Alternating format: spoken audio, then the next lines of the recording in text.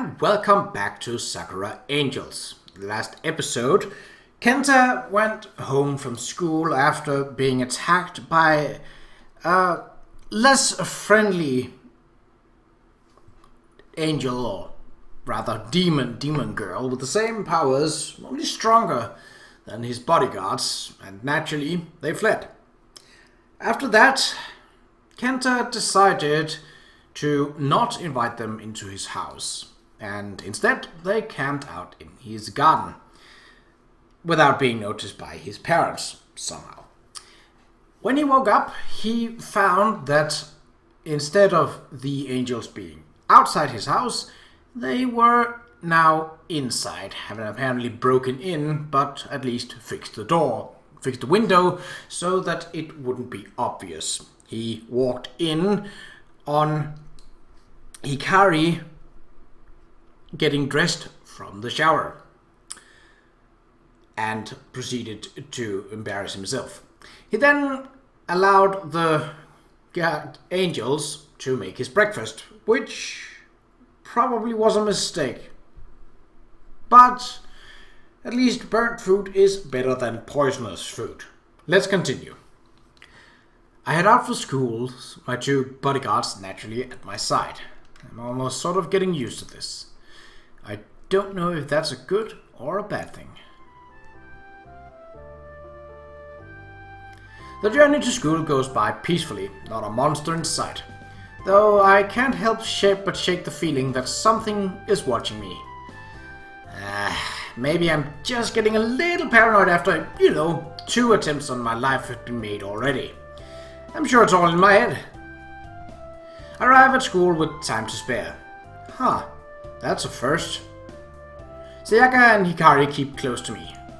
So very close. I practically feel the stares of my classmates, their looks ranging from resentful to jealous. I can't imagine what they must think of this whole situation. Hey, look, guys. What's up? Do you really have to say so close to me? I appreciate what you're doing and all, but I think I'll be fine in school. But what if... As long as you're at least close by, I should be fine, right? And I think it'd be hard for a monster to get this close to me in class without at least having caused some sort of commotion beforehand. Hikari falls silent. She narrows her eyes into a glare and folds her eyes together, tossing her head to the side. Fine. Whatever. She storms over to a desk and drops into the chair, her eyes straight forward, leaving me and Sayaka together. Did I upset her? Don't worry. She's always like this. Give it time and she'll be back to her, less grumpy self. She only has your safety in mind and is just worried what might happen if she has to leave you. Heck, if I had my way, we wouldn't even let you go to school. We'd just keep you locked up in a nice room until all this blows over. I don't think she realizes how scary that sounded, coupled with her usual grin. You're right though. Maybe we have been suffocating you a bit too much. I think we can afford to at least ease up during school. Thank you. I let out a sigh. They are finally starting to listen to reason, if only a little. The bell sounds, signifying the start of class. I pass by a disgruntled Hikari on the way to my own desk. She doesn't even look my way. Hush.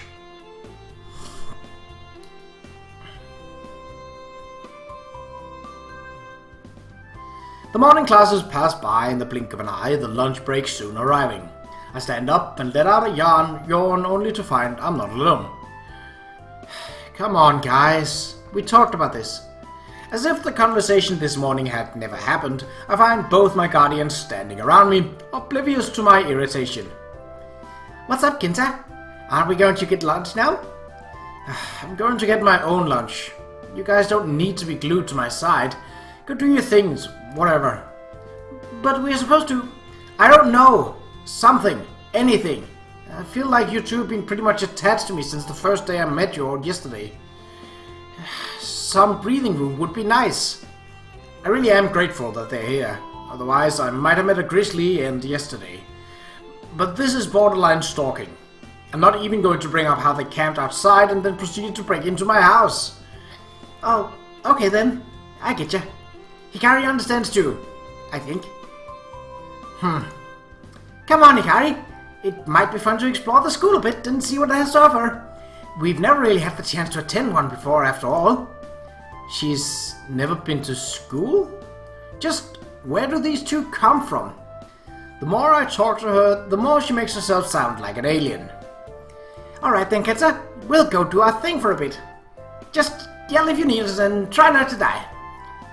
And like that, she marches off, humming a happy tune. Hikari follows in her wake, but not before giving me one last icy look.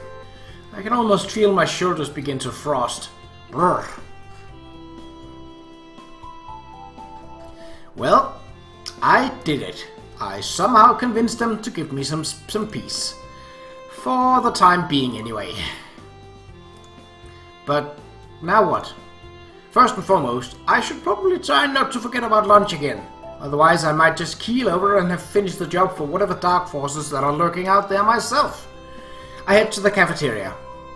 The cafeteria is, as you would expect during lunchtime, completely packed.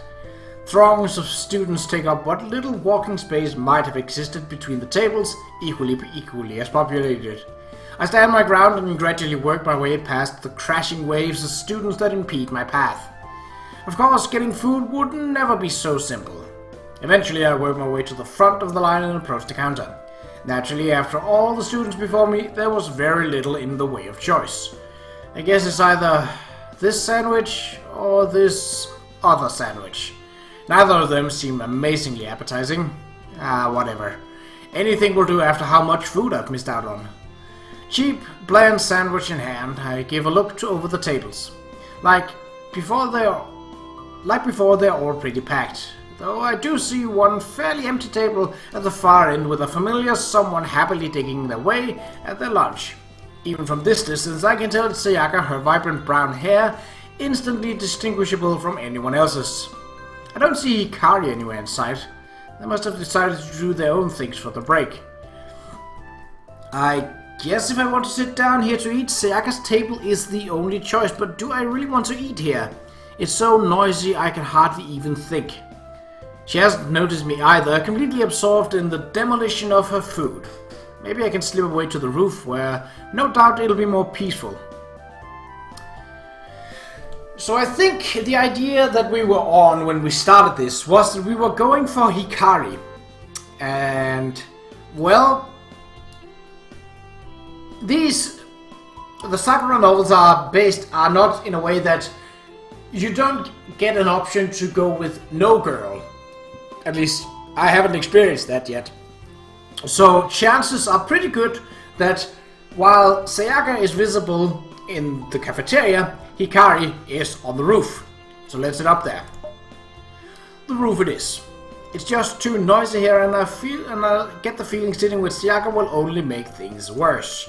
I sneak past her and head for the stairwell. Though, it wasn't exactly difficult with how into her food she was. The higher I scale the stairs, the more quiet my surroundings become, until eventually the bustling racket of the students softens to a dull mumble below. Ah, peace at last.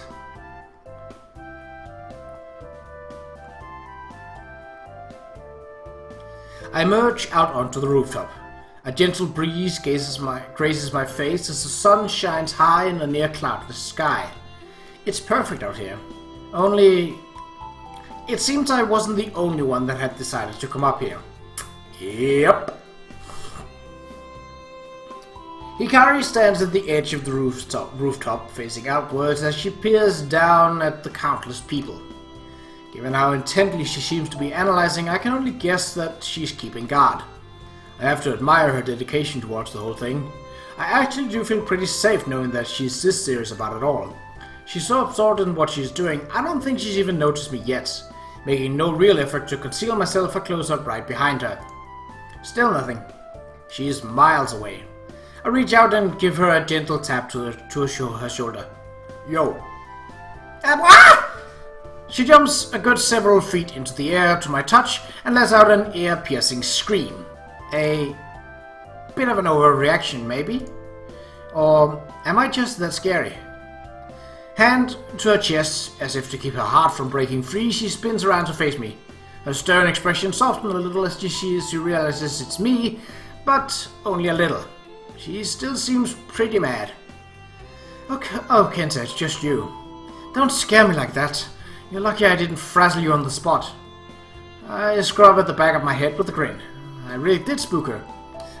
My bad. But you seemed miles away. Keeping guard? Huh? Her eyes flicker back to where she was watching for a moment. Yes, even though the school itself has been peaceful so far, you never know when an enemy might strike. Thanks. I appreciate it. It's no problem. I'm doing it for the safety of the entire school, you know. It's not just for you. The Sundara. The classic Sundara. Her face goes an interesting shade of pink. It doesn't take too much to fluster her, huh? Right. I get it. Because while Sayaka and I have the decency to at least conceal our powers in front of normal people, I can't say the shadows will do the same. It's already bad enough they try to attack you in broad daylight. I just don't get it at all. It goes against everything we know about them. She sighs dramatically and turns to resume watch over the school. I open my mouth to maybe say something to her, but a low, rumbling sound cuts me short. Hikari? Yes? She answers without turning around, her ears clearly burning. It wasn't difficult to discern what the sound was, given that I saw no sign of any lunch out here at all. Have you, not had lunch yet? Silence. I think I hit the nail right on the head. It's not my fault. That cafeteria is so noisy and filthy that I couldn't stand another moment in it. I don't know how Sayaka willingly can eat down there. I have more important things to do anyway. Are you really going to be able to fight on an empty stomach? Of course. Who do you think? Her stomach growls again, arguing against her words. Okay, I might be a little hungry, but I'm not going back down to that cesspit. Yeesh. I know that place can get pretty packed sometimes, but she's making it out to be something far worse. She really can't deal with crowds, I guess. I wrapped the sandwich I had almost forgotten about, take a bite out of it, and not wanting to forget about my lunch completely myself. Hikari watches me intently as I take several more bites, her eyes flickering to the sandwich every now and again. I can practically see the hunger in her eyes. I stop mid-bite, offer the sandwich her way, since I'm beginning to feel terrible for eating in front of her. And I think if I don't, she might just snatch it out of my hands at any moment anyway. Do you, want some? I can split it if you want. Her mouth hangs open and her brow furrows in concentration as if to seriously consider it. I swear she's almost drooling at this point.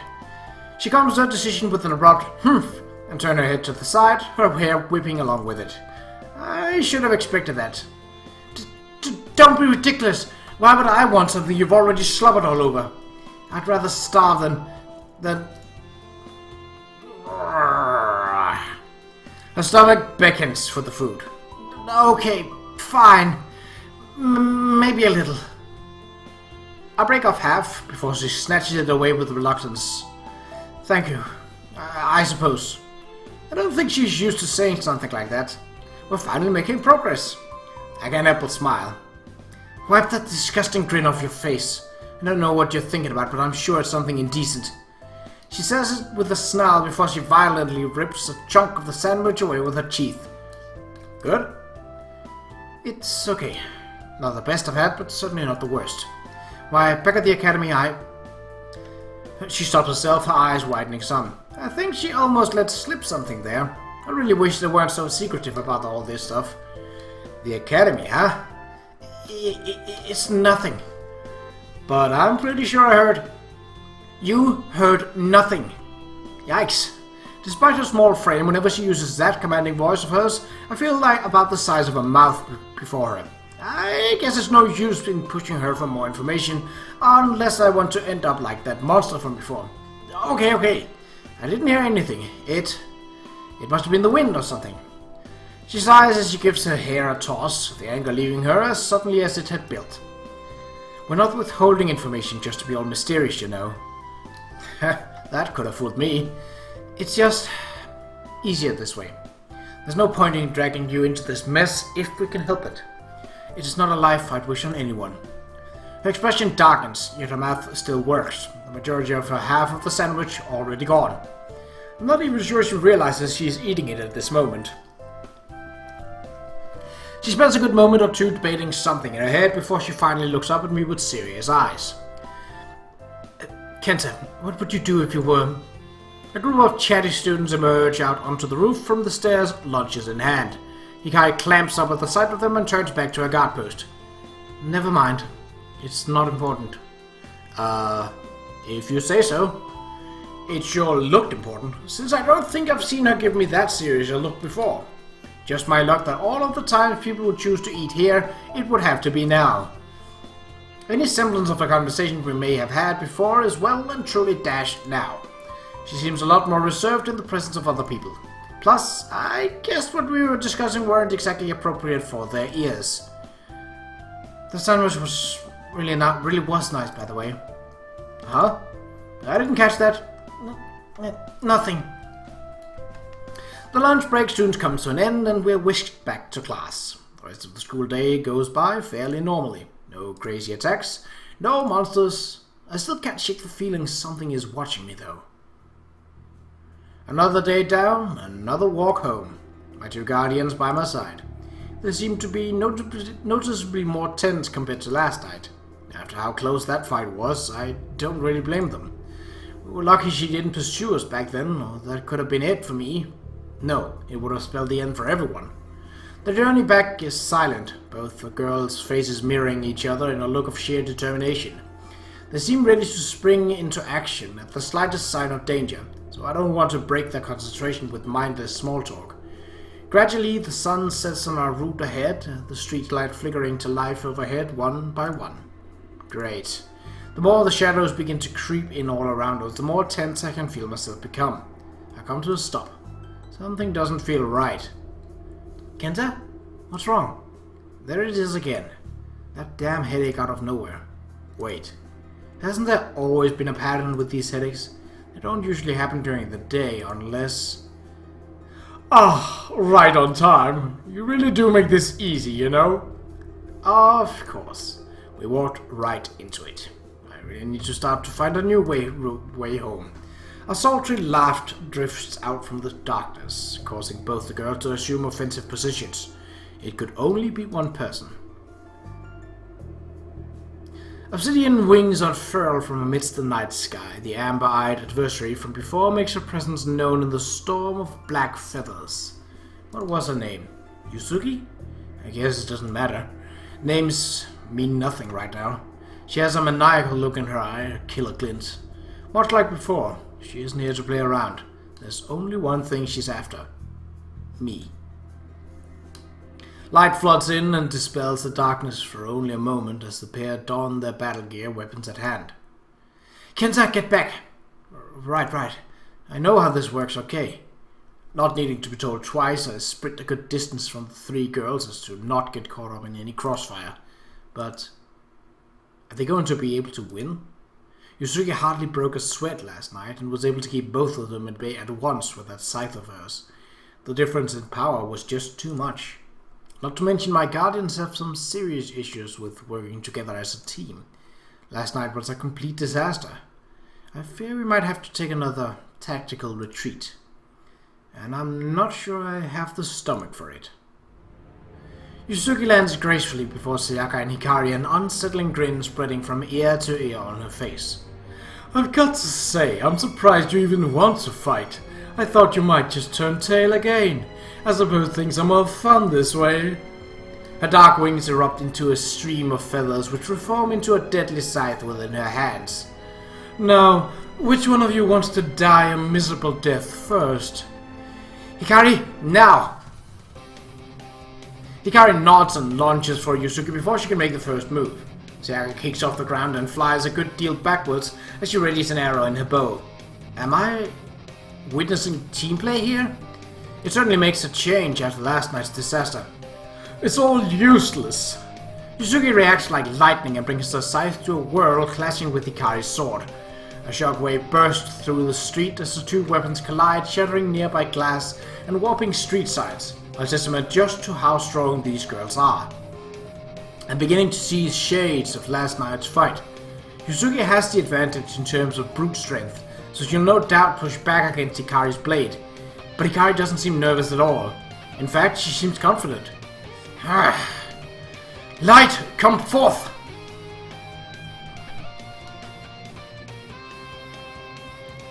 That is a killer beat in the background.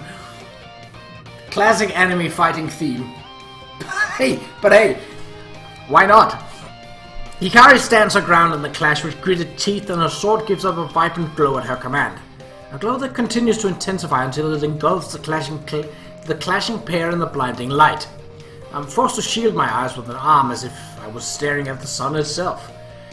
If it was bad enough for me at this distance, I can't imagine how bad it must have been for both of them.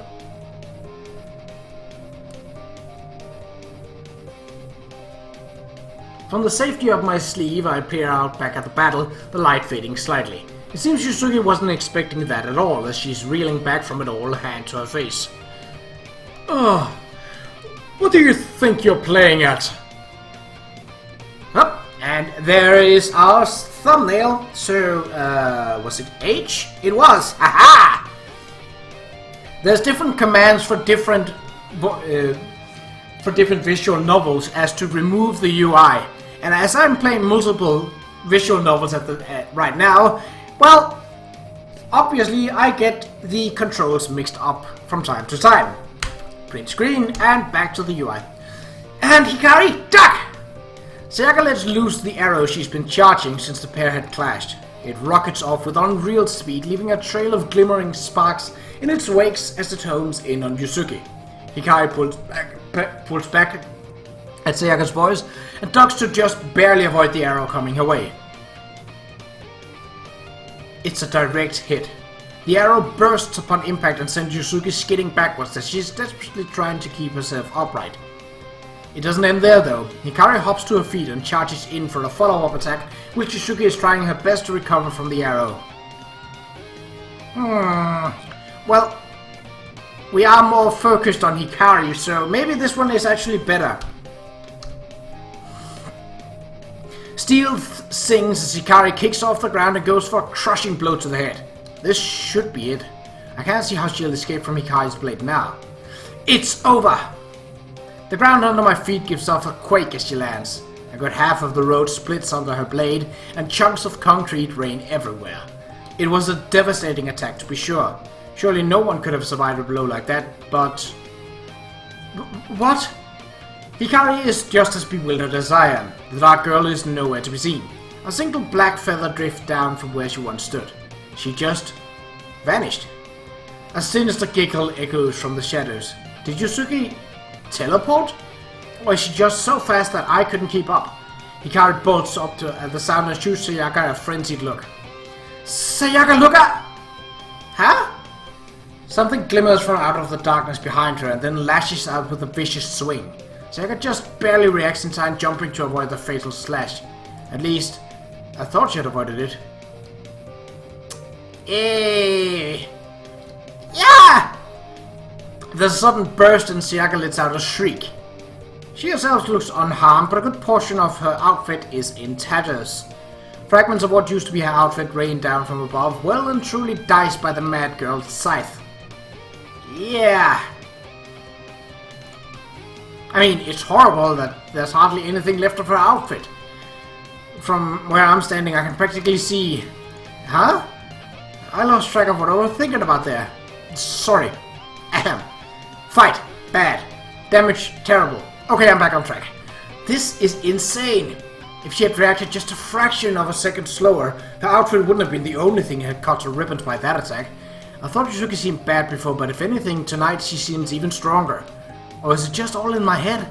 The pair learned from their mistakes from the previous night and devised something almost resembling teamwork tonight to try and put an end to her, but she hit back twice as hard anyway. Sayaka and Hikari have given it their all, and this monster still has the upper hand. I wonder if they have any tricks left. I suppose I should put more faith in my guardian angels, even if things look dire right now. They surely trained for these kinds of intense battles and must at least have something to fall back on. Something that I hope doesn't involve flying again. I really, really don't want to fly again. At this point, I'll take my chances with Yusuke. Sayaka hugs herself in an effort to cover her up, her face flushed with embarrassment. I can't imagine this being convenient at all during a fight. Especially not one as serious as this. I feel like I shouldn't be watching this. But this is an important fight. I can't afford to take my eyes off. Or something like that. This is terrible. I can't fight like this. Oh, what do I do? With what should be a fairly troubling scene for a partner, Hikari actually seems more annoyed than anything as she rushes over. Come on, stop screwing around. She stomps her foot, scolds her half-naked partner. That seems like a rather bizarre way to treat someone in such a state. You know damn well you can just regenerate your outfit. Eh? She can? So why has she been acting like she has? This is so bad, huh? Oh, right. There's another flash, and her outfit is restored to what it once was. It really was that easy. My bad. I totally forgot. Hikari hoists her sword up to her shoulder and lets out a sigh, a dangerous vein just faintly visible on her forehead. You know, for some twisted reason, I think part of you wanted to show off. Maybe to a certain somebody. Me? Never! Though you sure are one to talk accidentally leaving the door unlocked. Bonk. Hikari wraps her on the head. What is even... Ow! I was kidding! Guys, aren't you forgetting something? I mean, it's not like you were in the middle of a fight or anything. Wait, that's a point. You should have could have torn these two up while they were arguing. Where did she go after that attack? As if suddenly realizing this fact as well, both girls jumped into serious mode. If that's even really possible, then assume offensive stances once more. Did you catch where she went off to? Why did I even ask? I'm beginning to grow uneasy. I instinctively threw a glance over my shoulder, only to be met with a maniacal smile. And that's where we'll end this episode. Haha, cliffhanger. Boom, in your face. But you didn't expect that one. So we shall see how the encounter with the maniacal smile goes in the next episode. But until then, take care.